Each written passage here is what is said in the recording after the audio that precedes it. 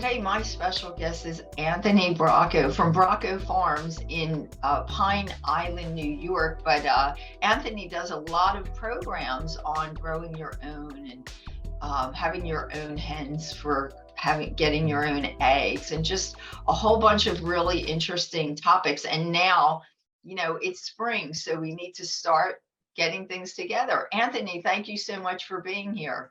Thank you, Maria. Thanks for having me this morning. Yeah. So I know what the topic we were going to talk about is about the importance of people needing to be more self-sufficient, right? That's correct. Especially And can you start? I didn't mean to interrupt you, but can you start off with that statistic you just told me?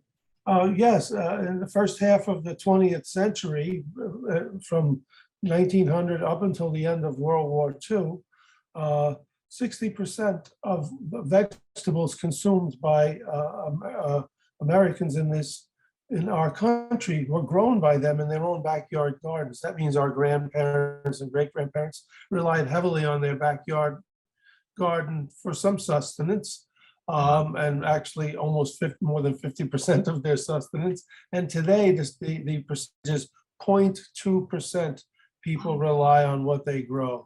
So that has gone down. I mean, as Joel Salatin points out, we have 40 million acres of lawn in this country, and we have 42 million acres of wheat.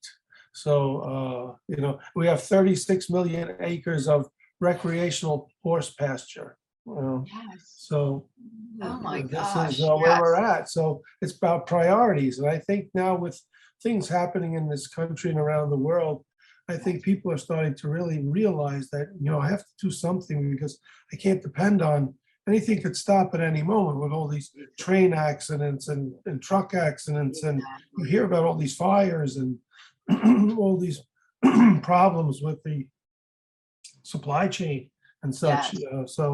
I know we live in most of us live in this country in a temperate zone. We can't grow all year round unless we're fortunate enough to live in California or Florida or the southern states.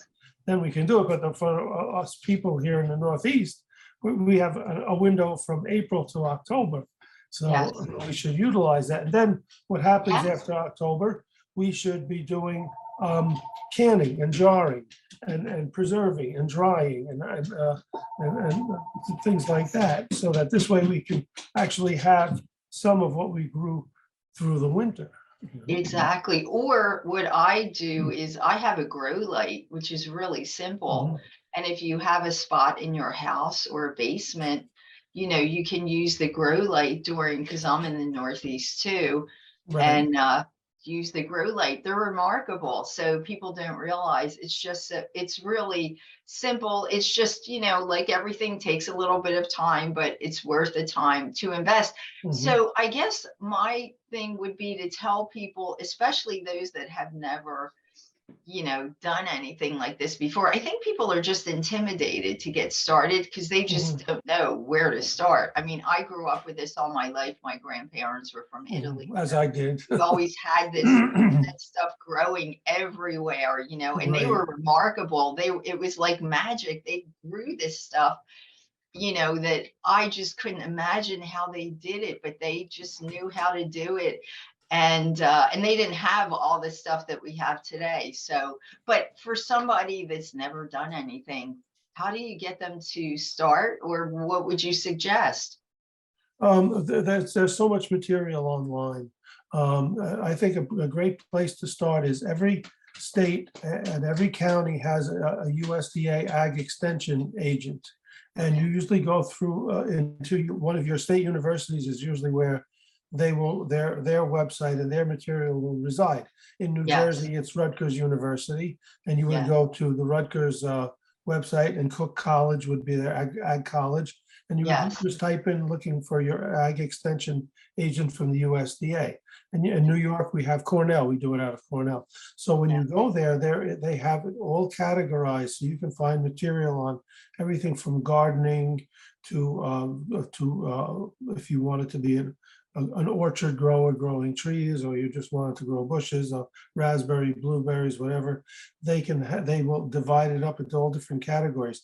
Even if you just want to grow hay or you want to grow ornamental flowers, but they have such an amount of great reading material and great instructional material, and it's all free. It's all in PDF form. Many of them are a lot of booklets and pamphlets, and then you can always call your county agent and talk to them directly. They're readily available. It's a great service. We use ours all the time in Orange County. We call Middletown if we have a problem with anything we're growing. They'll come out and they'll see what it is. And with gardeners, they do the same thing. They'll respond. I don't know if they'll come out to your garden, but they will respond and say, try this or try that, or this is a great source for seeds, or this is a great source for fertilizer and such. Yes, yes. So that's really, yep, that's a great start. And I know in like in Pennsylvania, we have Penn State University. Right, Penn State is the one. They have a agricultural, all this information online that you can get a lot of information. There's even, if you're in their area, a lot of these places have classes online, or you can go to classes in wherever you're out in your county. A lot of them have free or low cost types of classes also. So, I know, I think some of the easiest things to grow, like I know greens or herbs are really easy to grow in your kitchen, right? Radishes are probably the easiest thing in the world to grow. Oh, are they really? Yes, you just put a few seeds in the ground. And I tell people, don't put one seed at a time when you do radishes. Grab a pinch and just throw a bunch, and then when you pick them, you pick the bunch. So you get a crop like every 2.5 weeks. It's amazing. Oh, wow. Oh, wow. And people don't realize you can eat the greens on a lot of these crops. You can eat the greens on beets, on radishes, parsnips, things like that. You can eat. Carrots. You can make pesto out of the greens. My wife does that. From the tops of carrots and the turnips. I do the turnips also. Turnips are easy. I find them easy to grow also. They are very easy to grow. Lettuces, spinach grows very easy. Yes. All your lettuces grow easy. Things, things that take a little more time that you want to start off with seedlings. I always find it's better to, when you get your tomato plants, your eggplant, and your peppers, go to the garden center and get a nice set of 4 plants or 6 plants, because sometimes starting from seed with them, unless your temperatures are correct and everything's correct, they may get stunted or leggy, and they may not grow properly. So and the one thing I found are it seems like certain plants don't like other plants, so you have to be careful. Yes, companion planting, right? Yes, if you go online and you look, just put in companion planting, and they will give you all the information that you need about how to, which plants like to grow next to each other. Exactly. Example, tomato plants like carrots near them, or onions, things like that. And they explain why, because of the gases that are shared and such. Exactly. I learned that when I was growing a lot of herbs all together, and I found out I don't think a lot of plants like rosemary, or was it oregano, and I had to kind of grow some apart from the others. So, but it's kind of funny. But yes, you can find that online. Definitely, so much info you can find online. So tell us about, if you want to talk a little bit, can people visit the farm? Absolutely. They can. We welcome with visitors all season long. We like to take them out and show them what we're doing and how it's done. At some point, once we get our greenhouse finished, we may be running some classes up there too, because people are asking me. We do the talks, as you know. So far this year, I have 38 talks booked already, because everybody wants the information, and I have so many people who have offered to volunteer to work at the farm and to come up and visit the farm. So it's a good way to get an introduction to it, so you kind of see, of course, on a larger scale what we're doing, but if you scale it down to, especially if they go in our greenhouse, that'll give them more of a sense of what a garden's like, Exactly.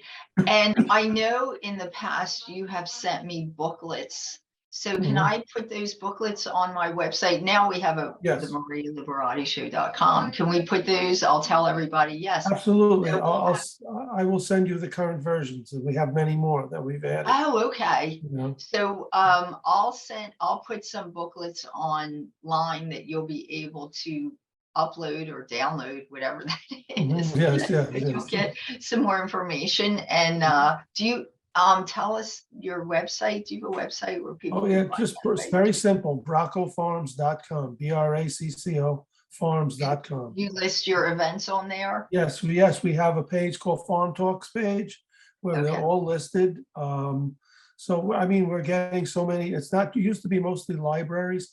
Now it's garden clubs, wellness centers, churches, so, and they just want to make people aware of what's needed, Exactly. how necessary this is. And it's all, so as you know, it's very therapeutic too. It's Yes.